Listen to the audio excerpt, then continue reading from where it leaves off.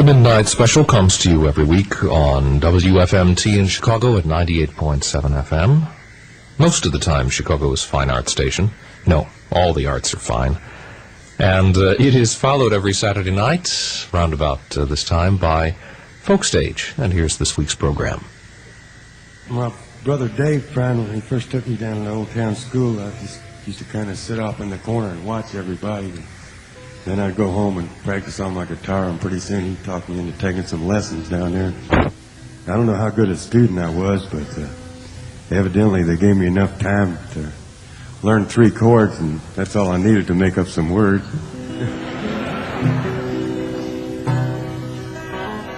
I remember I was trying to pick like Mississippi John Hurt and like Elizabeth Cotton, and then I heard Doc Watson and Merle Travis, and I couldn't pick like any of them, so I started picking the first part of it like one of them, the second part like another. And I'd goof it all up, and I found out if you goof it up steadily, it becomes a style. And that style is John Prine. Welcome to Folk Stage, and a concert by John Prine is taped at Orchestra Hall in Chicago at a special big benefit for the Old Town School of Folk Music in Chicago back this past January. And without further ado, here's John Prine.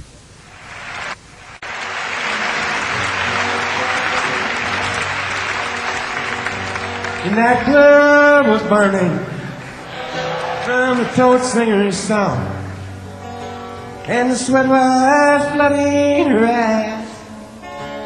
The catwalk squeaked neath the bartender's feet, and the smoke was too heavy to rise.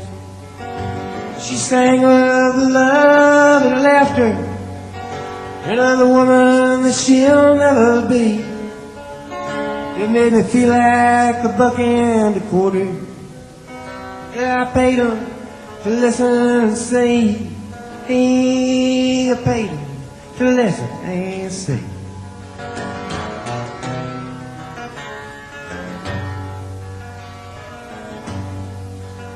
I was born out in Kansas, beneath the October sky.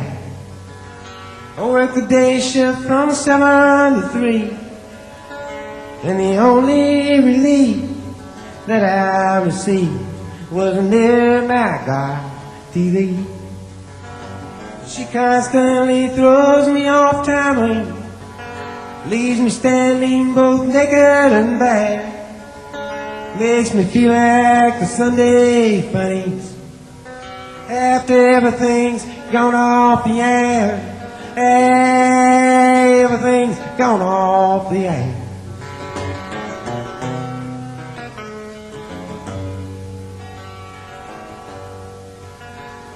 I picked through the ashes of the torch singer's song, and I ordered my money around. But whiskey and pain both taste the same during the time to go down. And she sang of the love and laughter, and of the woman that she'll never be. It made me feel like a buck and a quarter. Yeah, I paid him to listen and see. I paid him to listen and see.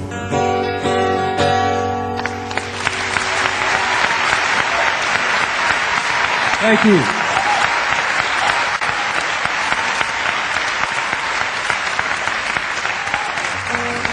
Thank you. Well, this is a real treat for me to be able to play for the Old Town School here and do something for them, because they did a lot for me. I'd still be messing somebody's mail up, you know.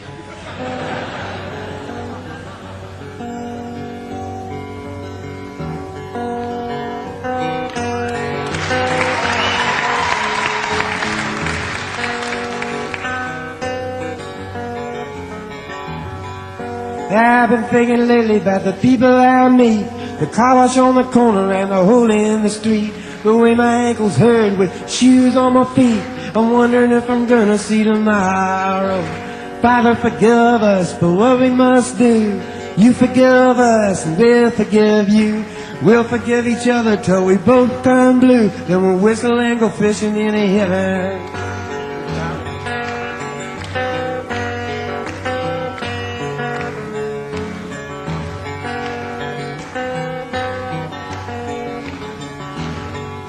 I was in the army, but I never dug a trench. Used to bust my knuckles on a monkey wrench.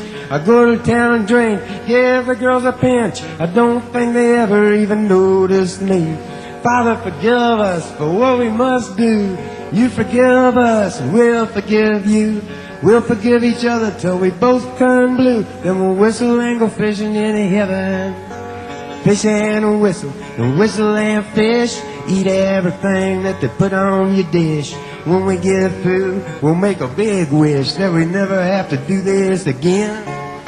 Again. On my very first job, I said thank you and please. They made me scrub a parking lot down on my knees. Then I got fired for being scared of bees, and they only give me 50 cents an hour. Father, forgive us for what we must do. You forgive us, and we'll forgive you. We'll forgive each other till we both turn blue. Then we'll whistle and go fishing in heaven. Take it, John.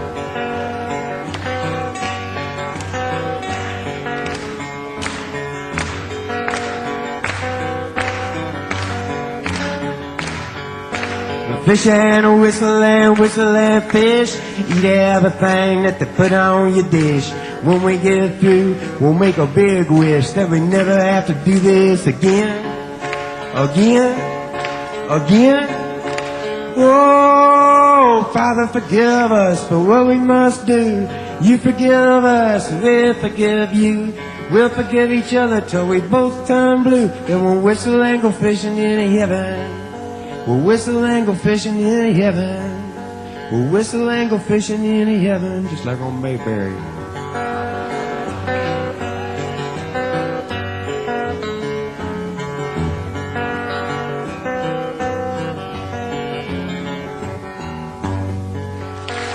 Listen, look.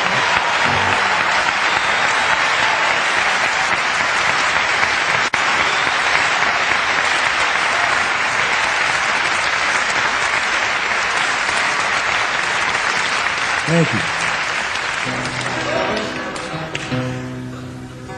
Small town, bright lights, Saturday night. Pinballs and pool halls are flashing their lights. Making change behind the counter in a penny arcade sat the fat girl daughter of Virginia and Ray.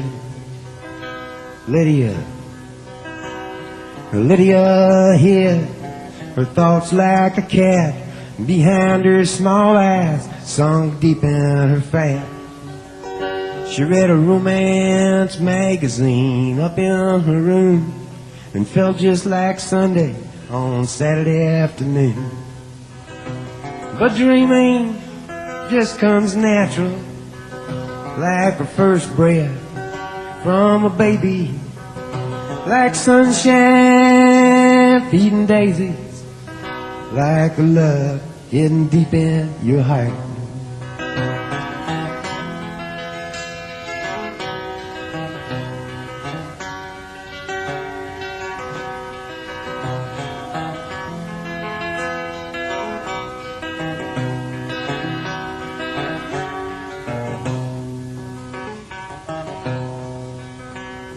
Bunk beds, shaved heads, Saturday night.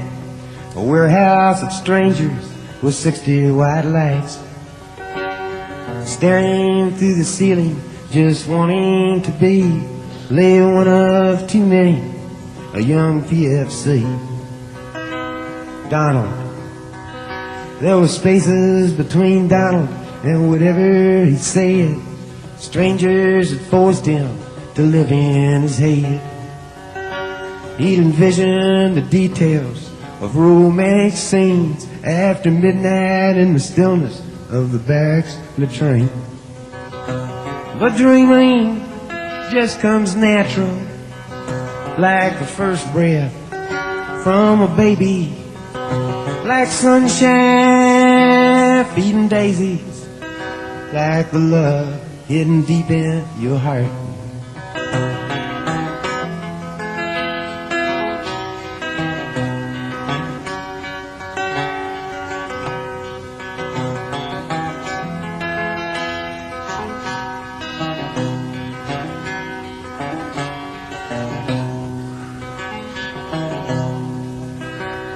Hot love, cold love, no love at all. A portrait of Gil is hung on the wall. Nothing is wrong and nothing is right. Donald and Lydia made love that night. Love. They made a love in the mountains. They made a love in the streams. They made a love in the valleys. They made a love in their dreams. But when they were finished, there was nothing to say, 'cause mostly they made love from 10 miles away. But dreaming just comes natural, like the first breath from a baby, like sunshine feeding daisies, like love hidden deep in your heights.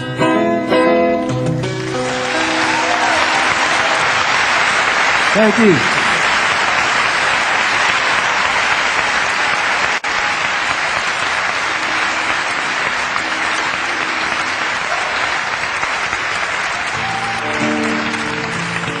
Thank you.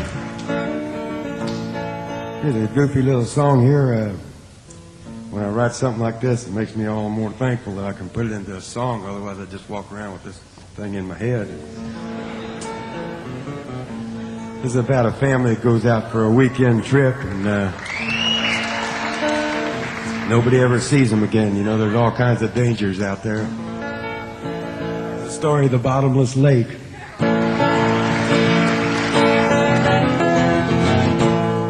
Here's a story of a man and his family and a big trip that they took. Well, I heard all about it in a restaurant, and I read it in a history book. They rented a car at the Erie Canal, but the car didn't have no brake. Said my to pie, my God, this car is gonna fall into the bottomless lake.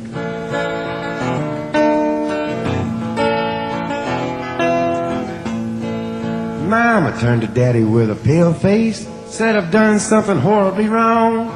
The water's still running in the bathtub, and I think I left the kitchen light on. Then I heard a crash, and the car went splash. The compass rolled around and around. Oh, for heaven's sake, we fell in a lake, and I think we're all gonna drown. We are falling down, down to the bottom of a hole in the ground. Smoke 'em if you got 'em. I'm so scared I could hardly breathe. I may never see my sweetheart again.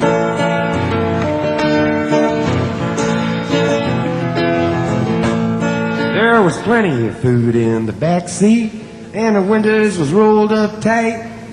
So we all nibbled on a chicken leg and told stories way through the night.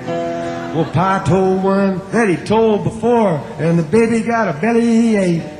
Said my to Pa, my God, this car is falling down the bottomless lake. We are falling down, down to the bottom of a hole in the ground. Smoke 'em if you got 'em. I'm so scared I can hardly breathe. I may never see my sweetheart again.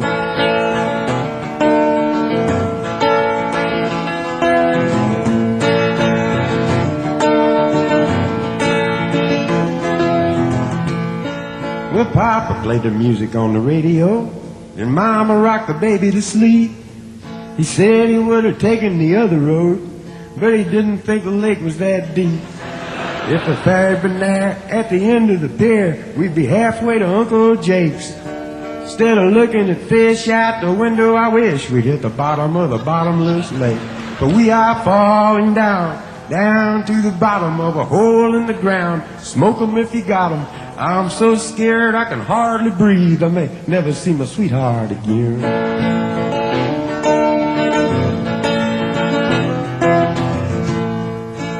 This is a moral here at the end, because I didn't have an end for this story.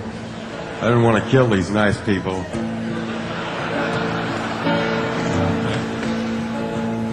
So if you're ever going on a big trip, you better be careful out there. Start everything on your good foot. Wear clean underwear. Take along a Bible in the back seat. Read of David and of Solomon. Or if you make a mistake in the bottomless lake, you may never see your sweetheart again. If you should make a mistake in the bottomless lake, you may never see your sweetheart again. If you should make a mistake in the bottomless lake, you may never see your sweethearts again. That's right.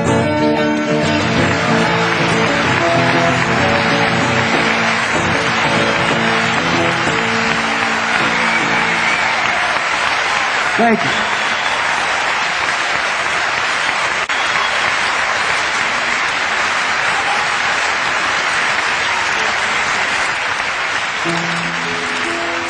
Thank you. Sam Stone came home with his wife and family after serving in the conflict overseas. And the time that he'd served had shattered all his nerves and left a little shrapnel in his knee. But the morphine eased the pain, and the grass grew around his brain, and gave him all the confidence he'd lacked. With a purple heart and a monkey on his back, there's a hole in Daddy's arm where all the money goes. And Jesus Christ died for nothing, I suppose. Little pitchers have big ears, don't stop to count the years. Sweet songs never last too long on broken radios.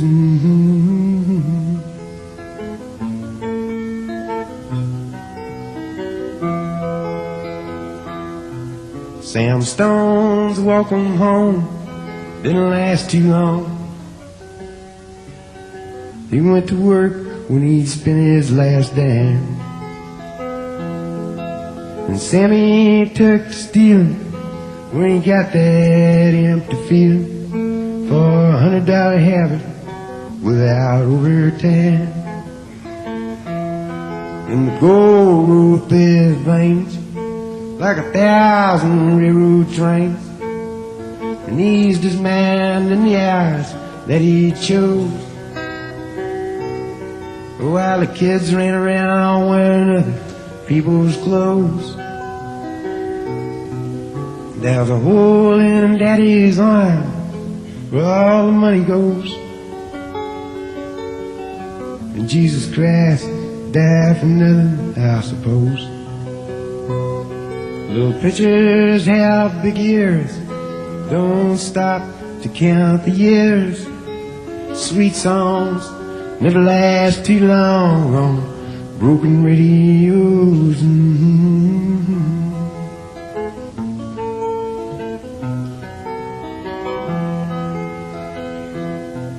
Sam Stone was alone when he popped his last balloon, climbing walls while sitting in a chair. Well, he played his last request while the room smelled just like death, with an overdose hovering in the air. But life had lost its fun, and there was nothing to be done but trade his house that he bought on the GI Bill for a flag draped casket on a local hero's hill. There's a hole in Daddy's arm where all the money goes, and Jesus Christ died for nothing, I suppose. Little pitchers have big ears, don't stop to count the years.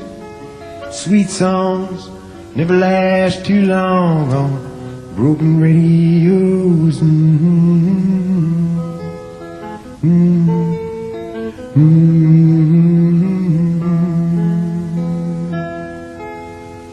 Thank you.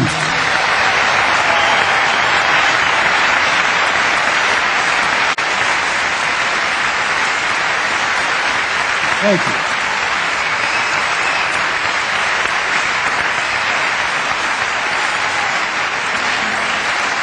Thank you.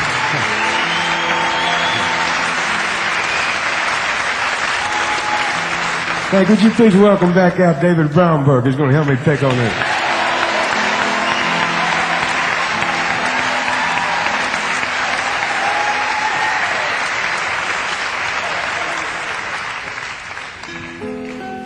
This is the way the world goes round.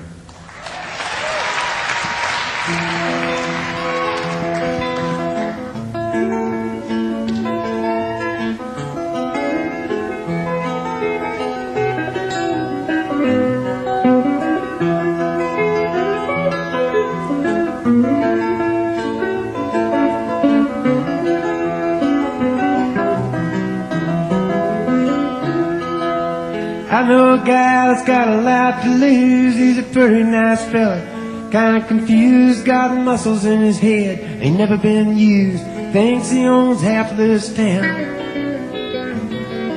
Started drinking heavy, got a big red nose, beat his old lady with a rubber hose, then he took her out to dinner, bought her new clothes. It's the way that the world goes round.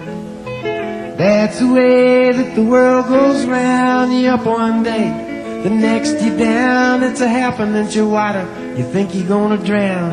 That's the way that the world goes round.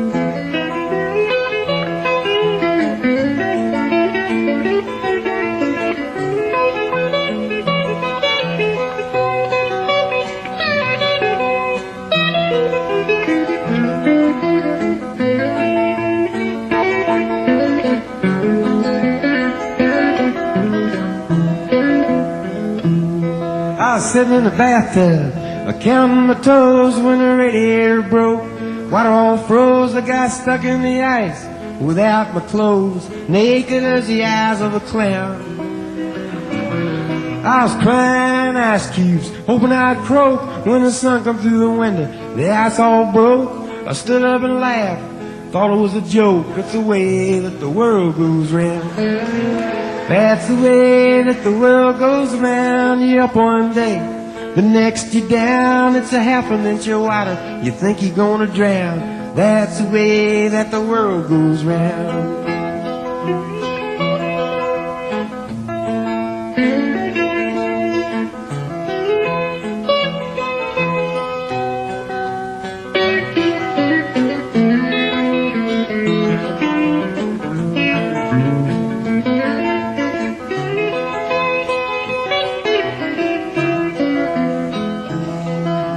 That's the way that the world goes around. You up one day, the next you down. It's a half an inch of water, you think you're gonna drown. That's the way that the world goes round. That's the way that the world goes round. That's the way that the world goes round.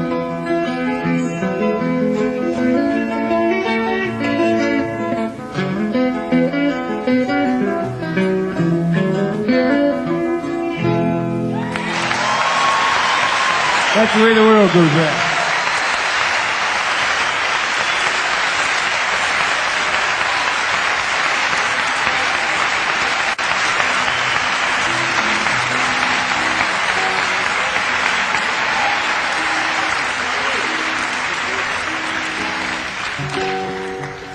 Thank you. David and I are going to do a song here that Steve Goodman and I used to duet on.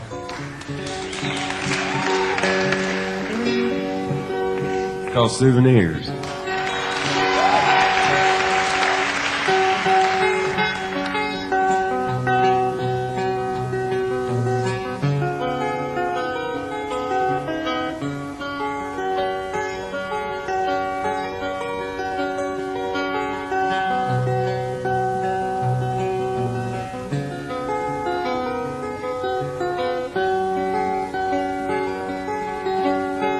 All the snow has turned to water. Christmas days have come and gone. Broken toys and faded colors are all that's left to linger on. And I hate graveyards and old pawn shops. for they always bring me tears. I can't forgive the way they robbed me of my childhood souvenirs. Memories that can't be bought, they can't be won at carnivals for free. Well, it took me years to get those souvenirs, and I don't know how they slipped away from me.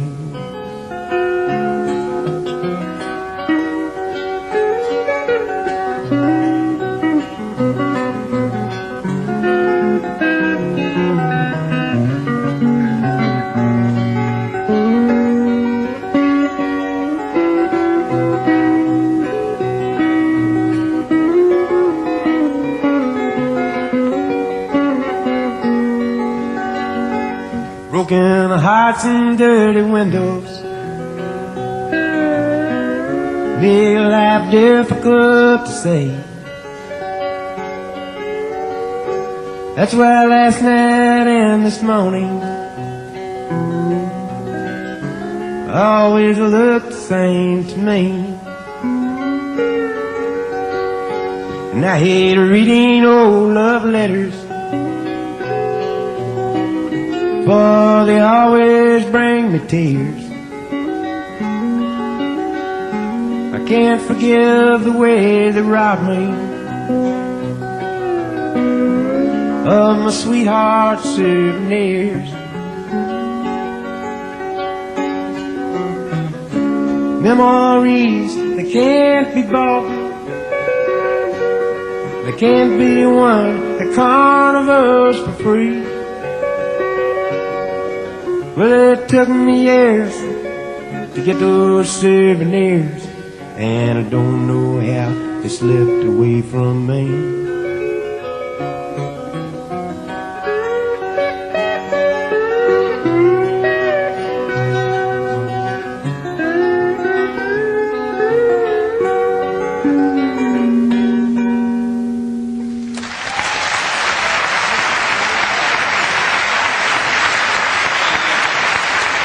Thank you.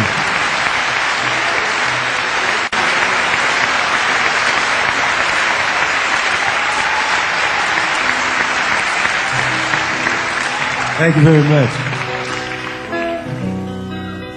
There's a hello in there. There.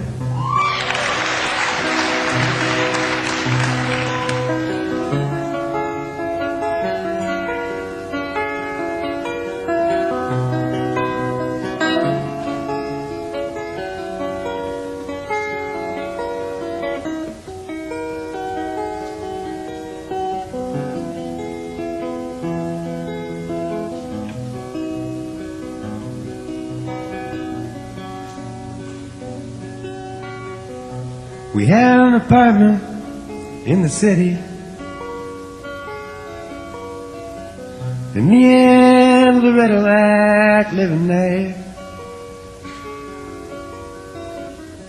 Well, it's been years since the kids have grown a life of their own and left us alone. John and Linda live in Omaha, and Joe is somewhere on the road. We lost Davy in the Korean War, and I still don't know what for. It don't matter anymore.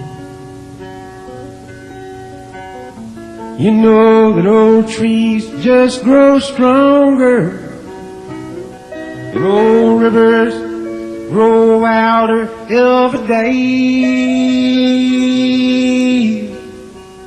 Old people just grow lonesome, waiting for someone to say hello in there, hello.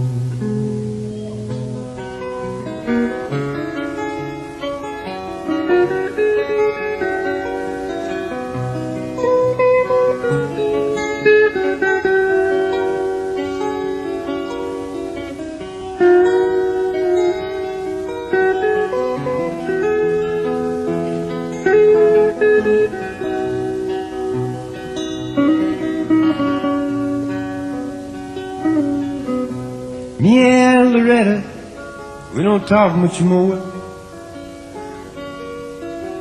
She sits and stares through the back door screen, and all the news just repeats itself like some forgotten dream that we both seen. Someday I'll go and call Rudy. We work together at the factory. But what can I say if they ask what's new? Nothing much with you, nothing much to do. You know that old trees just grow stronger, and old rivers grow wilder every day. Old people just grow lonesome, waiting for someone to say hello in there, hello.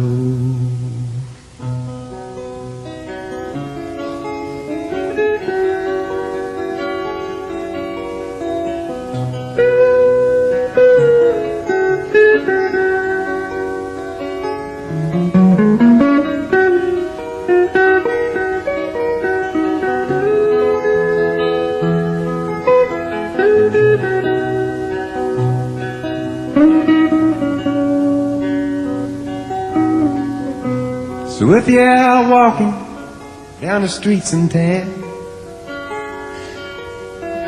and spot some hollow ancient ass, well, please don't just pass him by and stare as if you didn't care. Say hello in there, hello. David Bromberg.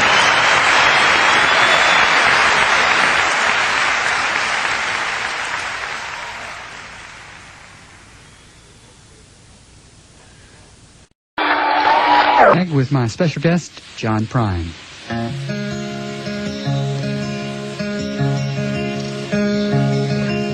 The feelings are strange, especially when they come true. I had a feeling that you'd be leaving soon, so I tried to rearrange all my emotions, but it seems the same no matter what I do. The blue umbrella rests upon your shoulder, hide the pain while the rain makes up my mind. Well, my feet are wet from a thinking this thing over, and it's been so long since I felt the warm sunshine. Just give me one good reason, and I promise I won't ask you anymore. Just give me one extra season, so I can figure out the other four. Philip Donnelly from Dublin, why don't you play a solo?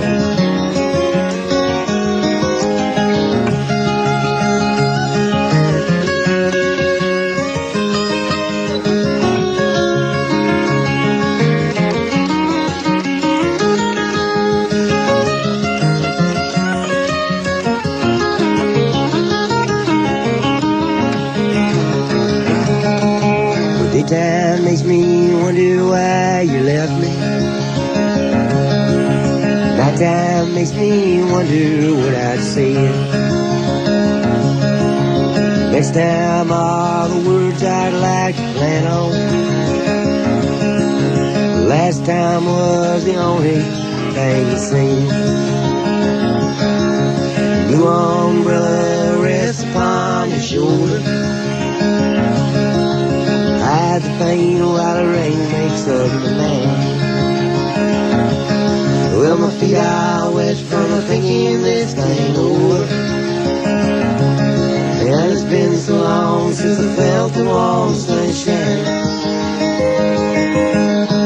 Just give me one good reason, and I promise I won't ask you anymore. Just give me one extra season, so I can figure out the other four.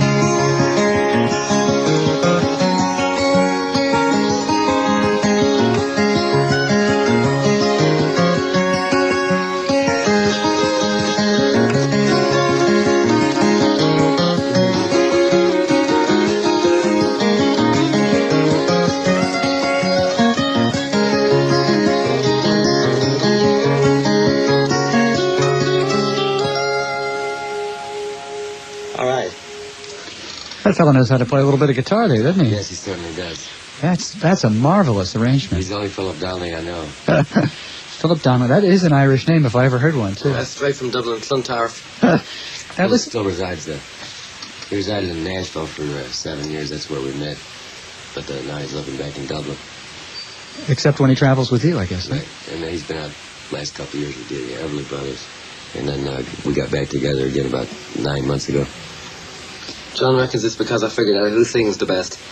I figured after he was out with Phil and Don for a while, one night it came to him in a dream, and he figured he had to finally choose who sang better, me or the Everly Brothers.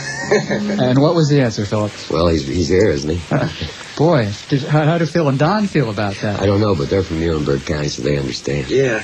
Daddy, won't you take me back to Muhlenberg County? Yeah, my mother's father, John Luther Ham, he used to pick with Ike Everly, Don and Phil's dad, and Merle Travis. They're all from Muhlenberg County. Do you still have family there or not? Not so much in Muhlenberg County. We have a family reunion there. There's not much left in Muhlenberg County because they stripped the whole county.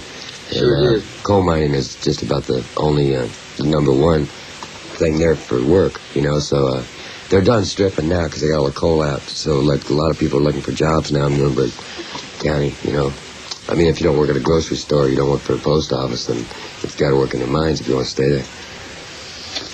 And that's a fact of life, unfortunately. Yeah, that's why that's why my father and mother raised me and my three brothers up in Chicago to get factory work. They didn't want to work. My father didn't want to work in the mines. He didn't want us to have to work in the mines. But meanwhile, you've moved back south yourself, or have been for a few years now? I've been in Nashville for 8 years now. Nashville, Tennessee, I married my bass player, Rachel Prine. Lost my bass player, but gained a wife. She taking good care of you? She sure is. You look healthy. I'm a pretty happy guy these days. I guess. Listen, you wanted to play some newer material, too. Is there something from one of your last couple albums? Let's play something from German Afternoons. What do you feel like doing, John? How about The Speed of the Sound of Loneliness? That sounds nice. Good. Good. What key were we doing in today? Oh, let's do it in the people's key. G. Okay. We're still in tune, Philly? Yeah.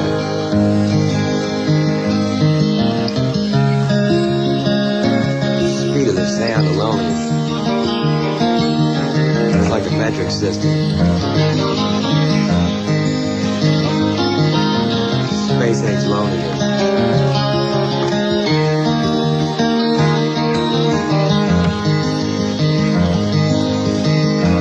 Come home late and you come home early. You come home big when you're feeling small.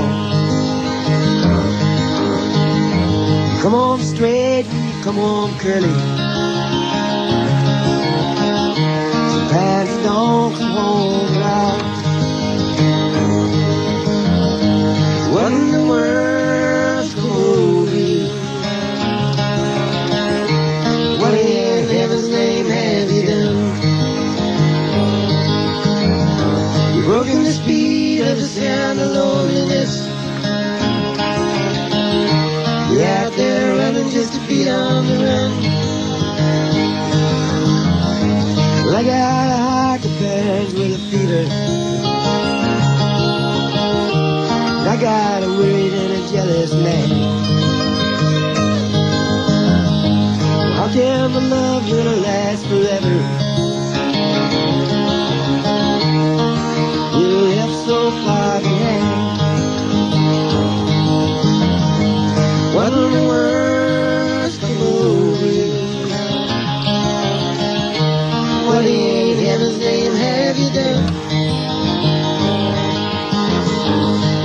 the speed of the sound of loneliness.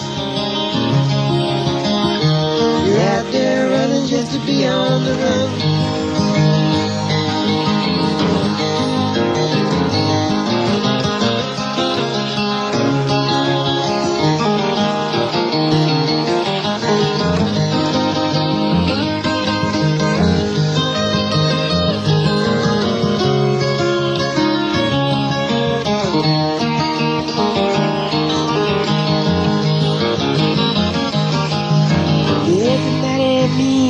Dreadful sorrow. It's crossed the evil line today. Well, how can you ask about tomorrow when we ain't got one word to say? What in the world's moving?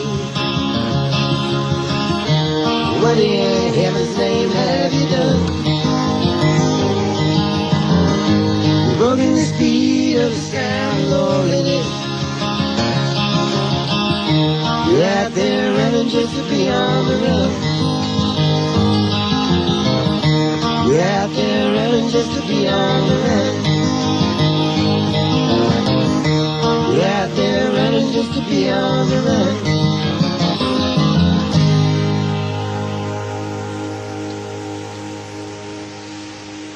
That is one of my favorite songs from the new album. Yeah, yeah, it's got that classic John Prine feel to it.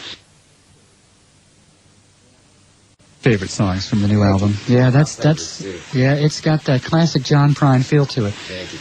I don't know how I managed to get so many melodies out of the same three chords. Well, that's one of the, that's an interesting thought. Well, it took me about 7 months to learn how to play one chord, like there's everybody out there listening that's ever tried to play guitar or anything. Most of the time when you go to sit down, no matter how hard you want to try, the first million times that you pick it up, it sounds like this. That's it. And like the very first time I sat down in my bedroom by myself and I went a G chord, and it sounded like one, and I made music myself in my room with nobody around. I sat there and laid my ear on the wood, and I did that for about 3 hours, and I'm still in awe over this. So I guess that's how I can pick melodies out of one chord. I can't believe I can make music with two hands. But you know it when it's there, right? I mean, it's one of those things that has to be intuitive to an extent, too, isn't it? It's like meeting somebody that you've never met before, but you feel like you've known them all your life. That's when a song comes along, that's what it kind of feels like to me. German Afternoons is the most recent John Prine album. It's on Oh Boy Records, yeah. I know the president personally. Yes? I understand he's a wonderful musician and a so-so businessman, or... Well, actually, he's quite a sharp businessman. Yeah? Matter of fact, he's in John Q. Prine is his name. Sharp dresser, too. Sharp dresser, and he understands me. He's the first record company president that I've had to deal with. That guy, he calls me John. He's actually one of the few record company executives that remember my name. And we get along pretty good. We have an argument every once in a while, but we go to a bar and settle it. If somebody wanted to correspond with the president of Oh Boy Records, where would they write? They would write to John Q. Prine, care of Oh Boy Records. That's O-O-H, like Oh Boy, like Oh Boy. All of my love, all of my kissing. You don't know what you've been missing. Oh Boy. Oh Boy Records, P.O. Box 36. I can't even read. We just changed this thing. Can I read it for you, John? 36. What's that say, Philip? 36. 36099. P.O. Box 36099. Los Angeles, California. Zip code is 90036. Why, that's mighty Celtic of you. We'll return in just a moment. This Sunday, by popular demand, it's an encore performance of a special presentation. Whatever you call them, there's still reruns. And if you're watching television this Sunday, you can always watch another rerun of 60 Minutes, Our House, or the Disney movie. But if you're tired of shows you've already seen, start your Sunday with 21 Jump Street, the explosive new hit series that takes baby-faced cops and turns them into undercover high school students. Then, get ready for 4 different kinds of comedy. First, it's the outrageous comedy of Married with Children, followed by the romantic comedy of Duet. Then, George C. Scott. We are back on Mixed Bag with our special guest this morning, Mr. John Prine.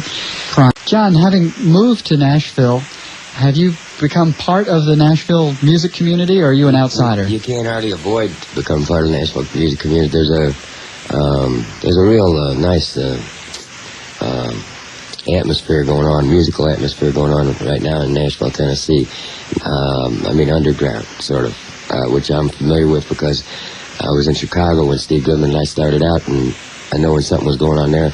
I hung out in the village when things have been hot in the village, when everybody feels like doing stuff, poets feel like writing, singers feel like singing like that, and like I've been in Boston when things been like that. And something's going on in Nashville right now. Nashville proper, the music industry is still a kind of old hardcore, but that's kind of going out slowly. I mean, the new Turks are going to take over sooner or later, if no other reason because of natural things. People get old and die, so we're all waiting in line, And I don't want to see anybody die, but like that's the way the world goes around.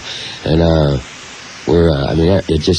you can see a kid hit town to get a job washing dishes, and he'll come up and go, "John Prine, I always loved your songs." And 6 months later, that kid might have co-written a #1 country hit, and it's good to see that can happen.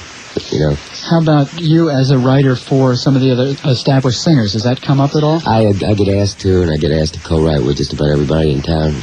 Guys that have people stand in line to write with them want to write a song with me, which is, I think, a real nice compliment.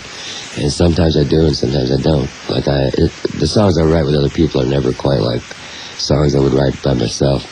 It's sort of a different way to look at things. A lot of the songwriters, they look at it more as a craft, which I can appreciate. But my songs come to me from some unworldly place, and I just got to open up the door when they knock on my door and put my name on them. We wanted to ask if you could do something else that's one of the more recent songs. Huh? There's a song off of Aimless Love, which was my first album on Old Boy Records. We put it out 2 years ago. And the song is called Bottomless Lake, and there's a bit of a story behind it.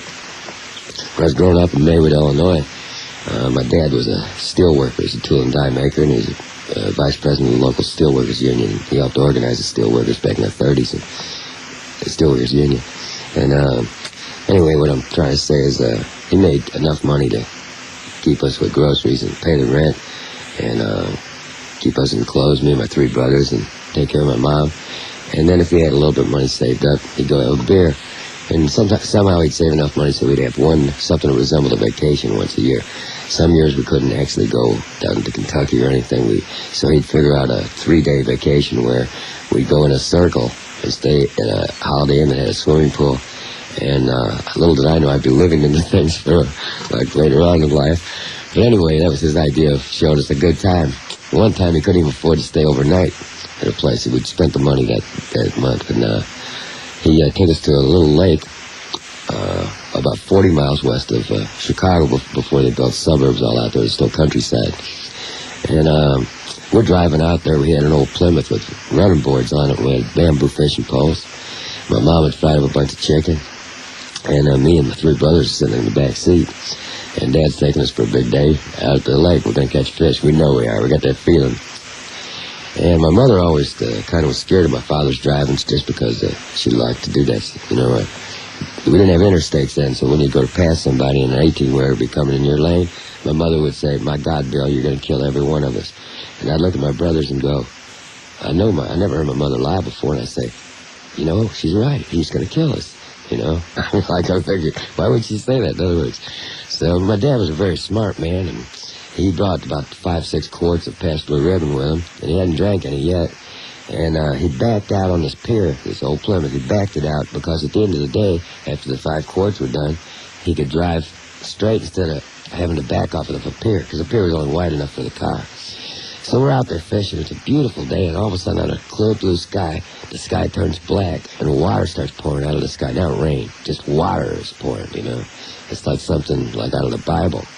And the water's pouring, and my mother gathers up the fried chicken and the cloth and everything. We throw it in the back seat. We try and tie on the bamboo poles as good as we can. We're getting soaked. We get inside the car. My dad turns on the car and turns on them old windshield wipers, the ones that run off the carburetor. And the windshield wipers get up about to the middle of the windshield, and they look at us like, "What do you want us to do?" So you can't see anything. But my dad knows it's just straight ahead, and we'll be off the pier and on land. And there's a big oak tree at the end of the pier on the land. We're about halfway. He's driving real slow and steady. Now, we can't see nothing because it's all water pouring around. It's like a car wash. And my mother says, Bill, my God, you're going to kill us all. And lightning strikes the oak tree, and it shakes the whole pier. And it starts raining twice as hard. And my mother thought we'd driven off the pier and fell in the lake. And she had us convinced of it.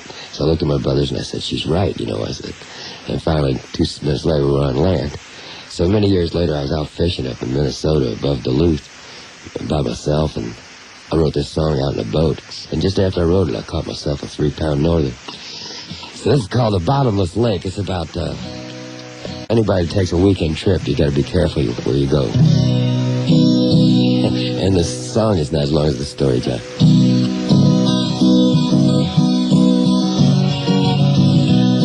Here's a story of a man and his family and a big trip that they took. Well, I heard all about it in a restaurant, and I read it in a history book. They rented a car at the Erie Canal, but the car didn't have no brake. Said, my God, this car is gonna fall into the bottomless lake.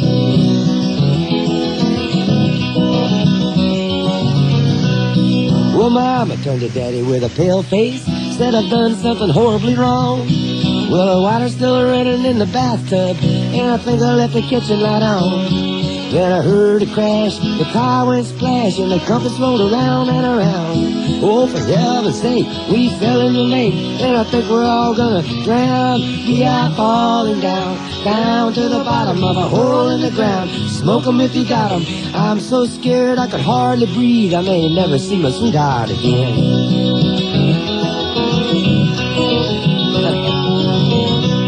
There was plenty of food in the back seat, and the windows was rolled up tight.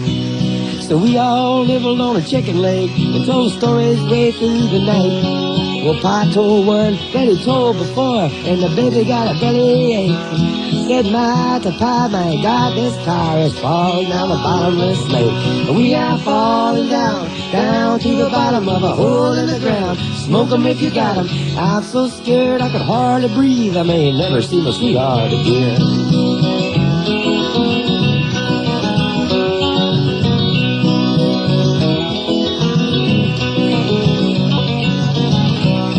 Well, Papa played the music on the radio, and Mama rocked the baby to sleep. He said he would have taken the other road, but he didn't think the lake was that deep. If the ferry had been there at the end of the pier, we'd be halfway to Uncle Jake's. Instead of looking at fish out the window, I wish we'd hit the bottom of the bottomless lake. So we are falling down, down to the bottom of a hole in the ground. Smoke 'em if you got 'em. I'm so scared I could hardly breathe. I may never see my sweetheart again. Now, John, this is the moral of the story. You know, when you got characters in a story, you got to have an ending. Sometimes I've had to kill off the characters, like in some of my songs. And I like to kill as few characters as possible. So if you don't want to kill them off, and you can't save them because they're in the bottomless lake, you just put a moral at the end of the story.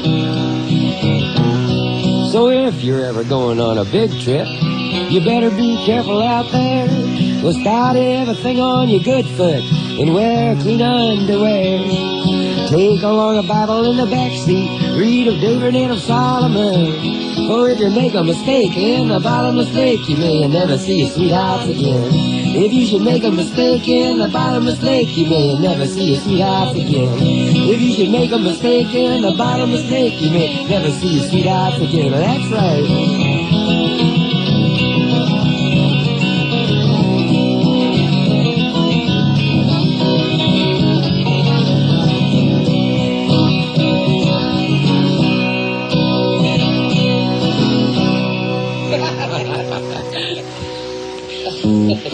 Okay, words to live by. Well, Or at least not die by, right? Advice. Yeah, from John Prine on Mixed Bag here at WNEW-FM. John, you mentioned Steve Goodman before. Of course, you guys, your careers were always linked in a certain fashion, and even after Steve's death, you have been identified with him and helped put together, I guess, some of those benefits in California and Chicago. Al Bonetta, who's managed Steve and I throughout the years, our best friend, our manager, and actually organized those, him and Dan Einstein, and got to help out however I could. Well, you And so did a lot of Stevie's friends. There's many friends and fans of Stevie's helped organize those tributes. It's interesting that Steve recorded a number of your songs, including Blue Umbrellas, which we heard earlier, but actually only wrote one song together. Is that right? No, we've written, Steve and I wrote, we wrote 5, 6, 7 songs throughout the years. We'd write songs sometimes and then forget about them. Stevie had a perfect memory. And it would be him to remind me years later. He'd go out, well, I'm going to record that song we wrote. And I said, what's that? And he said, how much tequila did we drink last night? And I said, I don't know. We wasn't even together. And he goes, no, that's the name of the song, Prine. And I said, geez, I don't even remember writing it. And this song here we're getting ready to do is the first song Steve Goodman and I ever wrote together. It was just after we hit the Big Apple for the first time. And within 24 hours we had recording contracts and we went home with money in our pockets and we were returning heroes of the folk scene in Chicago. Like it was actually 2 kids could go to New York in 24 hours and get a record contract and come home. Like, you know, if they could have thrown a ticket tape for 8 for us, they would have. So anyway, me and Goodman come back the second time about 2 weeks after we got the record contract, and we're finalizing everything and meeting people, and they're taking us around town. And at the time, Paul Anka and Al Panetta were managing Steve and I. And Paul was playing at the Waldorf Astoria, and they gave Paul, they give him this grand suite that everybody that plays there gets the best suite at the Waldorf for a dressing room. So Paul doesn't need it because he resided in New York City at the time. And then he says, hey, why don't you and Stevie use it if you guys want to write or something? So we go up there and we're going to write, and I figure I want to go down to the Village for a while. And then I went over to JP's on First Avenue for a while. And then I hit a couple other bars and heard some jazz. And about 1, I come back in and Goodman's actually writing, you know. And I look over his shoulder and he's got 2 lines down. It says, it was all that I could do to keep from crying. Sometimes it seemed so useless to remain. And I felt kind of goofy, so I got up and jumped up and down in the bed and started playing an imaginary fiddle. I said, oh, Stevie, you're writing a real weeper. And I started getting on his case. So he started laughing. And because it was a dressing room for Paul Anka, they had a full bar set up. So me and Goodman took a bunch of different liquors and poured them in the sink with a plug in the sink, and we mixed a special cocktail punch. Just everything, a little bit of everything. A little bit of Dom Perignon, a little bit of brandy, a little bit of Jack Daniels, and quite a bit of Wild Turkey, and some vodka and gin, and some punch and 7-Up. And we put ice cubes in it and started drinking it. And we were in Stevie, I said, you can't write. I said, we got to make this a funny song. So it's, you don't have to call me darling, but you never even call me by my name. Stevie always did this the best. I wouldn't let Stevie put my name on the song because I thought it was just a goofy song. We was having fun with our cocktail punch, and it turned out to be his first #1 hit. And he asked me then, he says, hey, Prine, now do you want your name on it? Now it's a hit. And I said, no, I told you I didn't want my name on it. So next day he showed up at my house with a 1942 Wurlitzer, all wooden, Victory Model jukebox. And said, here you go, you got to take this for part of the royalties. Because you never even call me by my name, and if it hadn't been for this last verse that Goodman wrote, there'd never been a hit.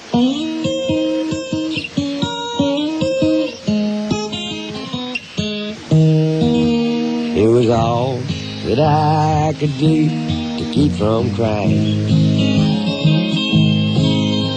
Sometimes it seems so useless to remain. You're the one that always tried to change me,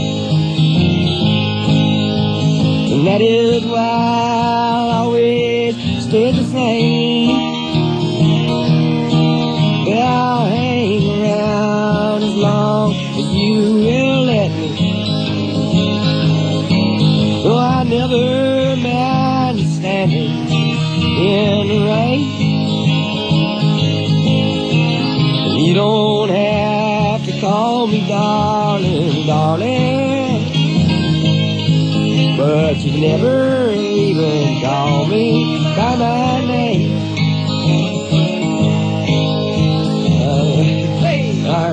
Okay, Johnny, remember the words. Well, I've seen my name a few times in the phone book, and on the neon sign above the bar that I used to own. There's only one thing that I'm really sure of. I'm gonna hit when my Savior calls me home. And I'll hang around as long as you will let. Though I never mind standing in the rain. And you don't have to call me darling, darling, darling. But you never even call me by my name. Now, you don't have to call me Waylon Jennings. No, and you don't have to call me Charlie Prine. And you don't have to call me Merle Haggard anymore. Even though you know I'm on your fighting side. Now here's where Steve got to figuring. He pitched it to David Allan Coe. This is all the song that we wrote together. And he told David Allan Coe, he says, man, he says, I think me and Prine have written the perfect country and western song. And David says, no, you guys left some things out. And Stevie said, you're right. He said, we left out those real country things like dead dogs like Old Chef and Christmas and Mom and farms and prisons and trains and trucks. So the song was already long enough. So Stevie put all these in one verse. This is what made it a hit. Well, the dog got drunk the day that Mom got out of prison. And I drove the pickup truck down to pick her up in the rain, or something like that. By the time I got the pickup to the railroad station, doggone it, she got run over by a damned old train. But I'll hang around as long as you will let me. Yes, I will. No, I never mind standing in the rain. And you don't have to call me darling, darling. But you never even call me. No, I wonder why you don't call me. Oh, you never even call me by my name.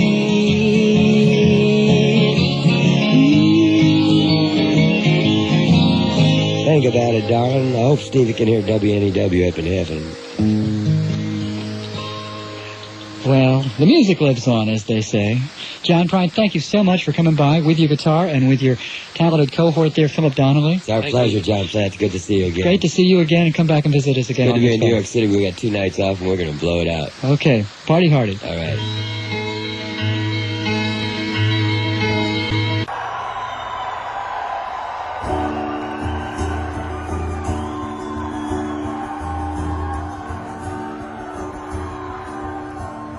When I was a child, my family would travel down to western Kentucky, where my parents were born. And there's a backwards old town that's often remembered so many times that my memories are worn. Daddy wants to take me back to Muhlenberg County, down by the Green River, where paradise lay. Well, I'm sorry, my son, but you're too late in asking. Mr. Peabody's coal train is all that is away. Well, sometimes we travel right down the Green River to the abandoned old prison down by Acre Hill, where the air smell like snakes when we shoot with our pistol. But empty pop bottles was all that we kill. Daddy wants to take me back to Muhlenberg County, down by the Green River, where paradise lay. Well, I'm I'm sorry, my son, but you're too late in asking. Mr. Peabody's coal train is already away. How about it, Jason?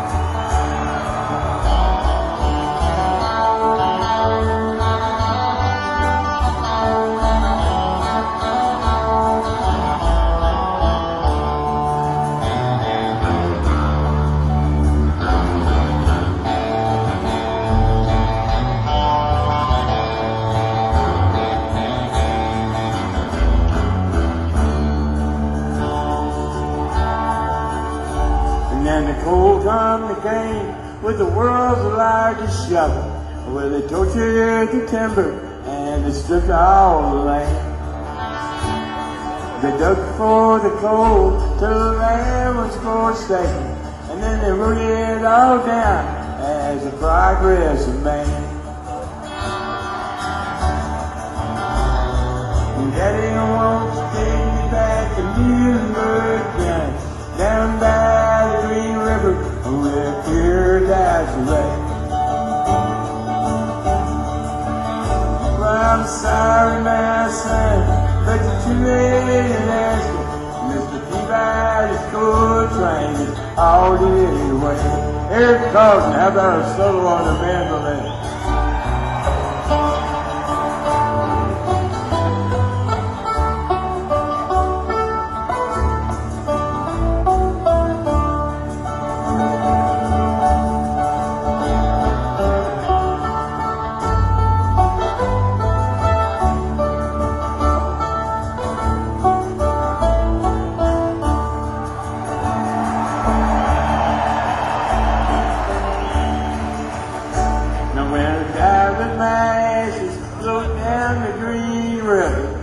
My soul rolled on up to the Rochester Dam. I'll be halfway to heaven with paradise waiting, just 5 miles away from wherever I am. Daddy wants to take me back to Muhlenberg County, down by the Green River, where paradise lay. Well, I'm sorry, my son, but you're too late in asking. Mr. Peabody's coal train is already away. Mr. Peabody's coal train is already away. Mr. Peabody's coal train is already away.